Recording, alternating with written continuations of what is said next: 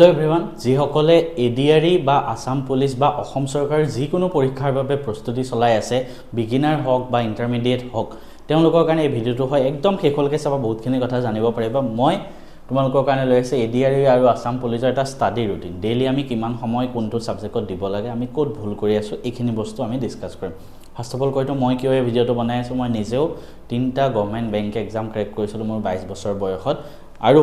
মই BTech pass কৰিছিলো NIT শিলচৰৰ পৰা ইয়াৰ উপৰি মই বহুতখিনি এক্সাম ক্ৰেক কৰিছো সেইভাবে মই জানো কেনেকৈ পঢ়িব লাগে সেইভাবে তোমালোকক গাইড কৰি আছো আৰু যোৱা 5 বছৰ ধৰি মই অসমৰ এক্সপেৰিয়েন্স সকলক গাইড কৰি আহিছো গতিকে বেছি দেৰি নকৰি আমি ভিডিওটো আৰম্ভ কৰিছো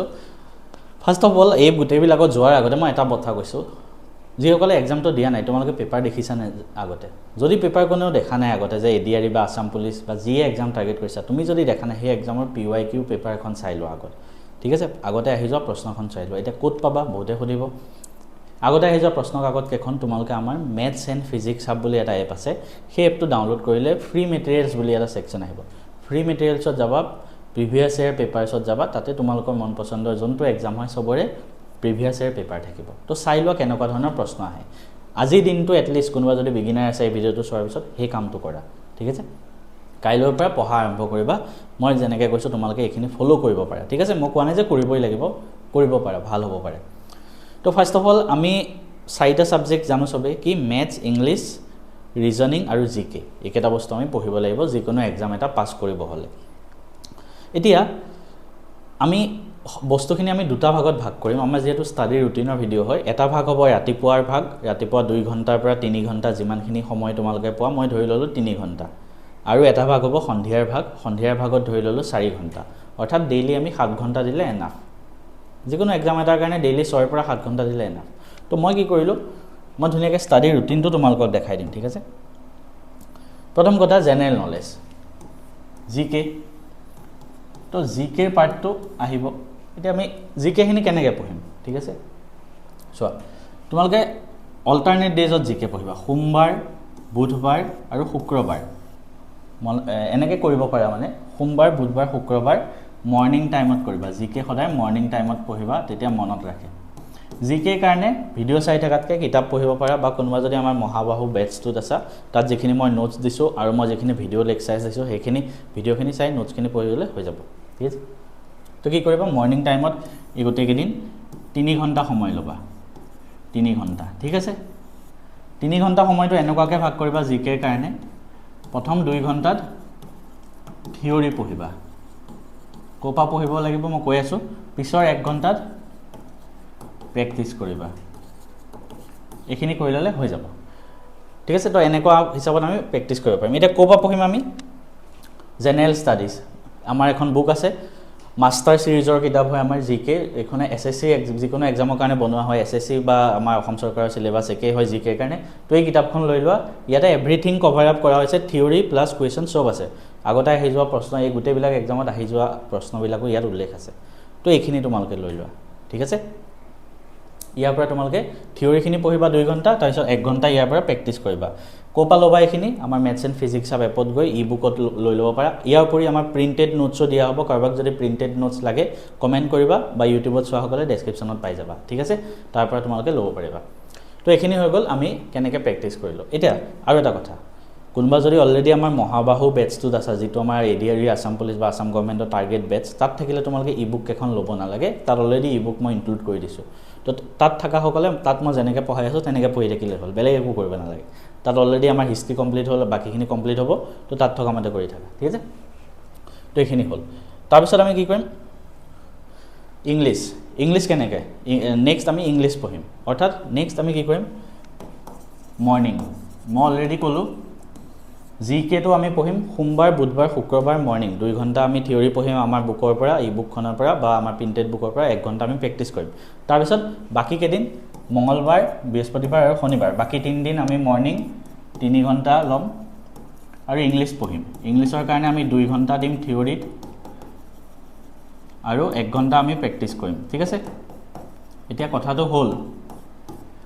থিয়ৰি ক'বা পঢ়িম থিয়ৰি পঢ়াৰ কাৰণে আমাৰ অলৰেডি বুকখনত থিয়ৰিখিনি লিখাই আছে তো সেইখিনি চাব পাৰা কিন্তু মই কৈছোঁ যে থিয়ৰি তোমালোকে ইউটিউবৰ ভিডিঅ'ৰ পৰা চাবা অলপমান তোমালোকৰ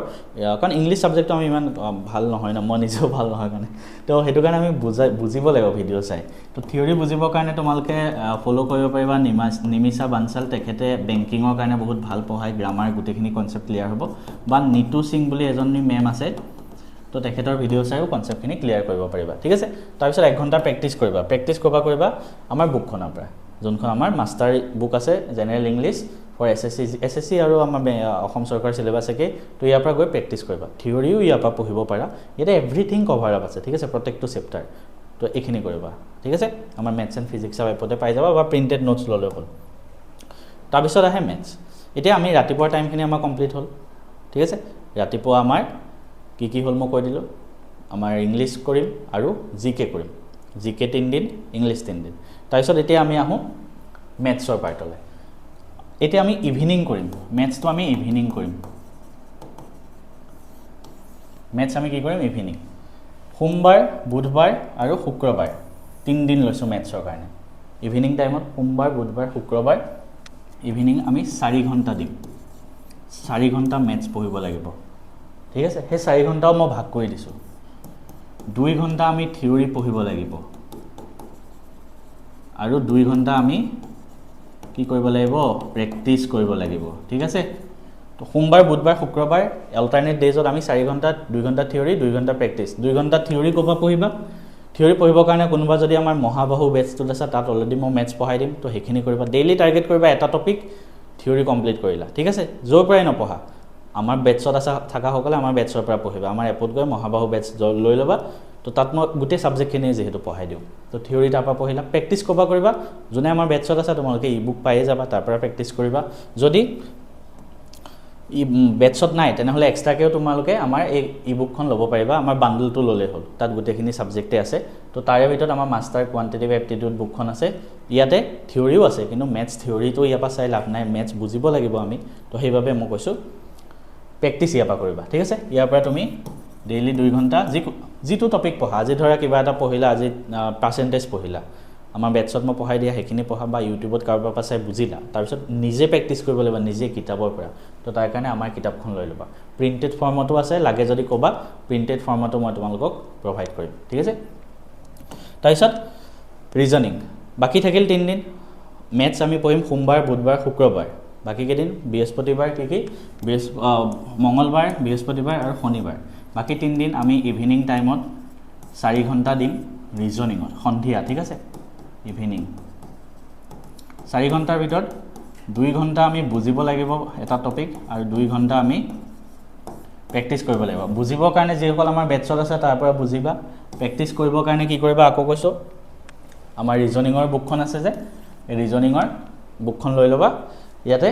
ৰিজনিংখিনি তোমালোকে ইয়াৰ পৰা প্ৰেক্টিছ কৰিব পাৰিবা প্ৰত্যেকটো টপিকে দিয়া আছে এছএছচি আৰু এডিআৰই বা আসাম পুলিচৰ চিলেবাছ একে তো প্ৰত্যেকটো টপিক ইয়াৰ পৰা PYQ আছে এভৰিথিং বস্তু আছে আৰু প্ৰেক্টিছৰ কাৰণে এখন perfect maths and physics up এপত গৈ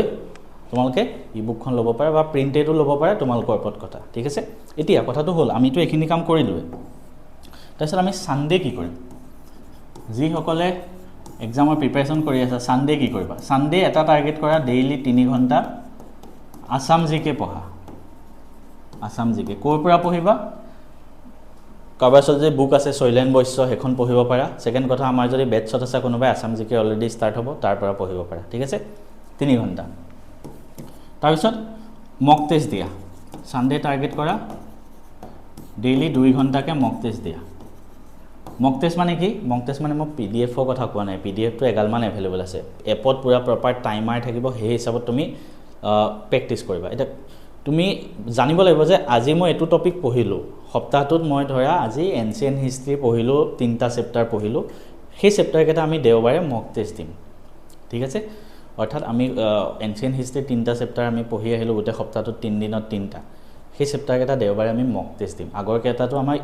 কিতাপৰ পৰা প্ৰেক্টিছ কৰিবা এইটো মক টেষ্ট দিব লাগিব তো ক'ত দিবা আমাৰ মেথছ এণ্ড ফিজিক্স আপ এপতে GS মক টেষ্ট বুলি general studies mock test bundle বুলি এটা আছে তাত গ'লে চেপ্টাৰ ৱাইজ মক টেষ্ট আছে এটা চেপ্টাৰ 50টামানকৈ কুৱেশ্যন প্ৰত্যেকটো ছাবজেক্ট ইংলিছ জিকে তাৰপিছত মেথছ ৰিজনিং চবৰে পাবা তো তাৰপিছত মক টেষ্ট দিবা 2 ঘণ্টা এনেকুৱা টাৰ্গেট কৰা 2 ঘণ্টাটো 30 মিনিটকৈ ভাগ কৰি দিয়া 30 মিনিটকৈ তো ভাগ কৰি দিলে কি হ'ব তুমি গোটেই সপ্তাহটো যিখিনি পঢ়িলা এই মক টেষ্টখিনি দি তোমালোকৰ ৰিভিজন হৈ যাব ঠিক আছে ধুনীয়াকৈ 4টা মক টেষ্ট দি দিয়া 4টা চেপ্টাৰ মিলাই কৰি দি দিয়া হৈ যাব ধুনীয়াকৈ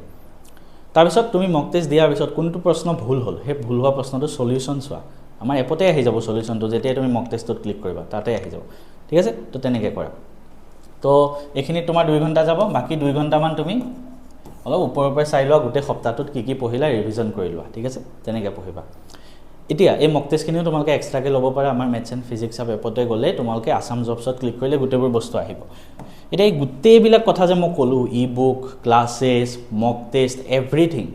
গোটেইখিনি যদি এটা জেগাত লাগে then the best option is Mahabahu batch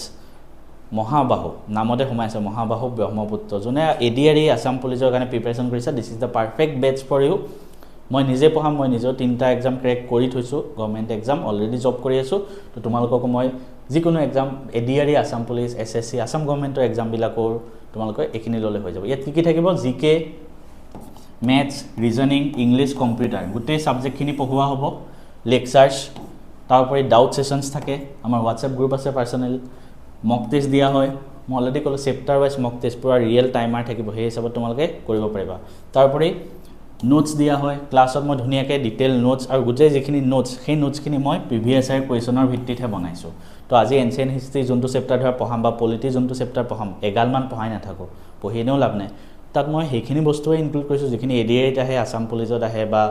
SSC এক্সামবিলাকত আহে তো সেইখিনি ক্লাছটো পঢ়ালোঁ ক্লাছটো পঢ়াই ইমিডিয়েটলি নোটছ দি দিয়া হয় তাৰ ওপৰত ইমিডিয়েটলি মক টেষ্ট দি দিয়া হয় তো তেনেকৈ তোমালোকে কৰি থাকা আৰু যোনে এইখিনি লোৱা তোমালোকে ইয়াতে ই বুক কেইখন অলৰেডি আমাৰ ফ্ৰী থাকে তো ই বুকৰ পৰা ডাইৰেক্টলি তোমালোকে প্ৰেক্টিছো কৰিব পাৰা তো জল্দি এইখিনি যদি ল'ব মন আছে তোমালোকে লোৱা যোনটো ল'ব মন আছে ডেছক্ৰিপশ্যনতো লিংক থাকে বা মোক কমেণ্ট কৰিবা যি লাগে প্ৰিণ্টেড নোটছো পাই যাবা যি লাগে মোক ক'লে